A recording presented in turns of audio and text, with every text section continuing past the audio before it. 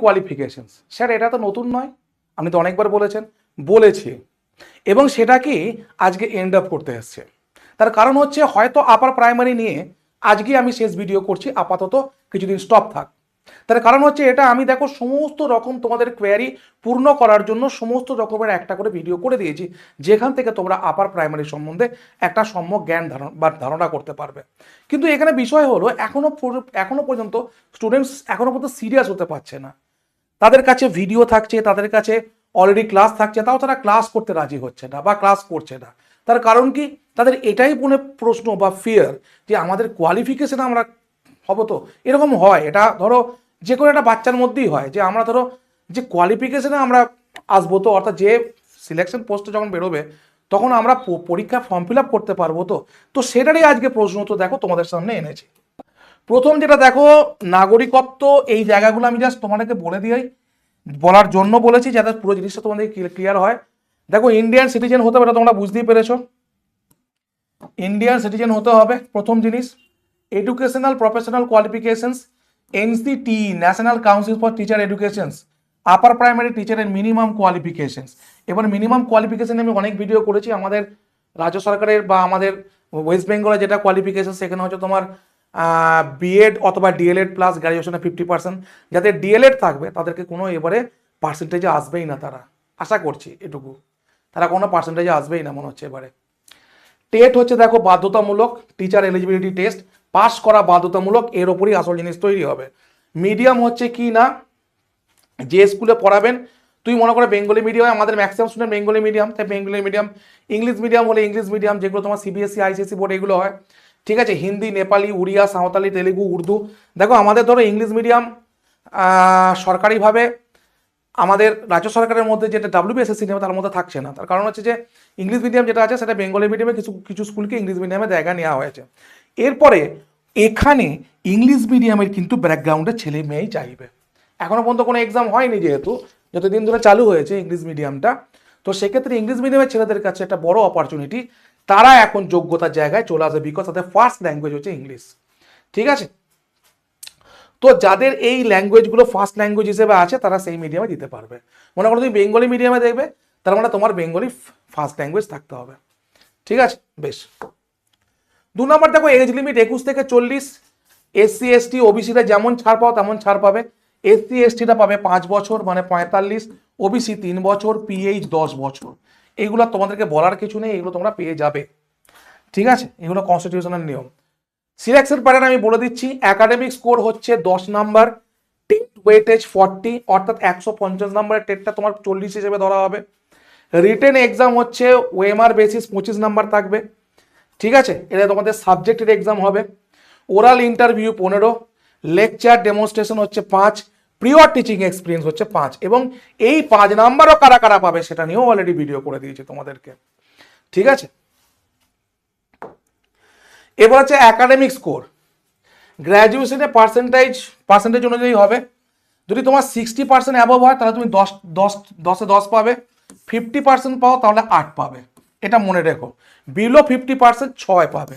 অর্থাৎ এই যে একাডেমিক স্কোরটা যেটা রাখা হয়েছে, 60% অ্যাবভ হলে 10, 50% হলে হচ্ছে 8, বিলো 50 হলে হচ্ছে 6, ঠিক আছে। একাডেমিক স্কোর তো দিলাম একবার, বললাম একবার, ঠিক আছে। এবারে দেখো প্রিয়র টিচিং এক্সপিরিয়েন্স, এটা তোমার একটা জিনিস ভালো করে বোঝো, 1 বছরও তুমি 5 নাম্বার পাবে, 10 বছরও 5 নাম্বার পাবে, এমন নয় 10 বছরে 50 নাম্বার পেয়ে যাবে, এইটা বলার আছে। হ্যাঁ, যে টিচিং এক্সপিরিয়েন্সে সবাই 5ই পাবে, 5-এর বেশি কেউ পাবে না, ঠিক আছে। এরপর তোমাদের যে প্রশ্নগুলো আমাকে তোমরা ফোনে মেসেজে করেছো সেই প্রশ্নগুলোকে আমি MCQ আকারে এনেছি, কারণ এরপরে আমি জিনিসটাকে এন্ড আপ করতে চাইছি, ঠিক আছে। যে আর কোনো প্রশ্ন করো না, সব প্রশ্নের উত্তর আজকের ভিডিওতেই নিয়ে নাও। আপার প্রাইমারি অ্যাসিস্ট্যান্ট টিচার হওয়ার জন্য বাধ্যতামূলক কোনটি?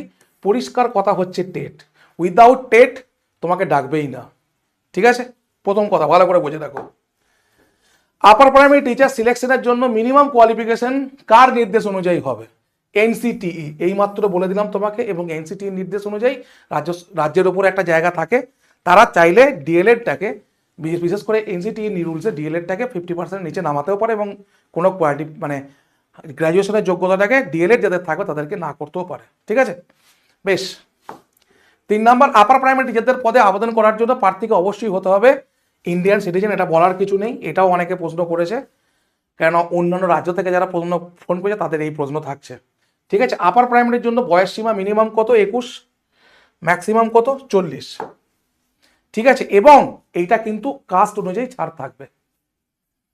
নেক্সট দেখো, বয়স গণনা করা হবে কত তারিখ অনুযায়ী? এই প্রশ্নটা বহুজন করেছে, বিকজ যারা বয়সের একদম শেষ প্রান্তে আছে তাদের তো এটা হবেই। ঠিক আছে, এ দেখো আমি লিখে দিয়েছি 1 জানুয়ারি ওয়াইজ। আমাদের ওয়েস্ট বেঙ্গলে যত অ্যাড বেরোয় সব 1 জানুয়ারি ওয়াইজ হয়। এবার দেখো একটা জিনিস ভালো করে বোঝো, যেহেতু অ্যাডটা 2025 সালে বেরিয়ে গেছে গেজেটে, তোমার 1/1/2025 এটা থাকবে ডেট। আমি তোমাদেরকে লিখেই দিলাম। ঠিক আছে, এটা ডেট থাকবে তোমাদের। বেশ, আপার প্রাইমারি স্কুলের মিডিয়াম যদি উর্দু হয় তাহলে প্রার্থীকে কি করতে হবে? না উর্দু মিডিয়ামে তুমি বসবে, উর্দু মিডিয়ামে পড়া থাকতে হবে। এটাও প্রশ্ন পরীক্ষার্থীর, এটার উত্তর দিয়ে দিলাম আমি। ঠিক আছে, বেশ। এসসি এসটি ওবিসি প্রার্থীকে বয়স সীমা স্টেট গভর্নমেন্টের নর্মস অনুযায়ী যে বয়স সীমা সেটা ছাড় থাকবে 3-5-5। ব্যাস। আপার প্রাইমারি সিলেকশনের জন্য কে পরিচালনা করবে? অ্যাপ্রোপ্রিয়েট স্টেট গভর্নমেন্ট, আমাদের যেমন WBSSC করবে। ঠিক আছে, বেশ। আপার প্রাইমারি সিলেকশনের জন্য কোয়ালিফিকেশন থাকতে হবে কখনের মধ্যে? এইটা দেখো খুব একটা ভাইটাল প্রশ্ন। এইটা ম্যাক্সিমাম ফোন এসছে এখান থেকে, যে স্যার আমার এই ডিএলএড চলছে, আমার এই বিএড চলছে, আমি কি করব?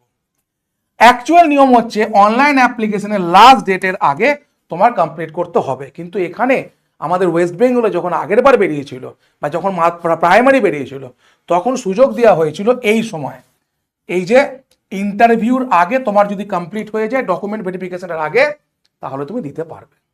অর্থাৎ যারা 25-27 তারা ইজিলি পারবে। ঠিক আছে, 26-28 কি করবে আমি জানি না, তবে 25-27 পাচ্ছ এটুকু বোঝা যাচ্ছে। ক্লিয়ার তোমাদের কাছে? আর কোনো প্রশ্ন নেই আশা করি। এবার তোমাদেরকে বলছি পড়াশোনা শুরু করে দাও, যদি পরীক্ষা পিছয় একটু সেটা তোমাদেরই মঙ্গল। এত বড় সিলেবাস 3 মাসে শেষ করতে পারবে না। আমি ভেবেছিলাম একটা ভিডিও নিয়ে আসি, কিন্তু আমি তোমাদের মধ্যে ফিয়ার ক্রিয়েট করতে চাইছিলাম না। অনেক বড় সিলেবাসটা একবার দেখো ভালো করে। এখনো পর্যন্ত ম্যাক্সিমাম স্টুডেন্টস সিলেবাস দেখে উঠতে পারোনি, আর সেই সিলেবাস অনুযায়ী অলরেডি 2টো ব্যাচ আমরা কমপ্লিট করে দিয়েছি টেক্সট বুক বাংলা। ঠিক আছে, যারা কোর্স নিয়েছো তারা ওই ভিডিওগুলো ভালো করে দেখো, যে 2টো রেকর্ডেড আছে, দ্রোণাচার্য ব্যাচ, একলব্য ব্যাচ। আবার যখন নোটিফিকেশন আসবে তখন সাজেস্টিভ শুরু হবে। আমরা 3 রকম ব্যাচ চালাই। একটা হচ্ছে তোমার বেসিক থেকে, 2 নাম্বার হচ্ছে তোমার একদম নলেজেবল, 3 নাম্বার হচ্ছে সাজেস্টিভ ব্যাচ। এরপরে যেটা আসবে সেটা সাজেস্টিভ। যাদের বেস ক্লিয়ার থাকবে না তারা ওই সাজেস্টিভ নিয়ে কি করবে? বোঝা গেল না? বুঝতে পারলে না? তাহলে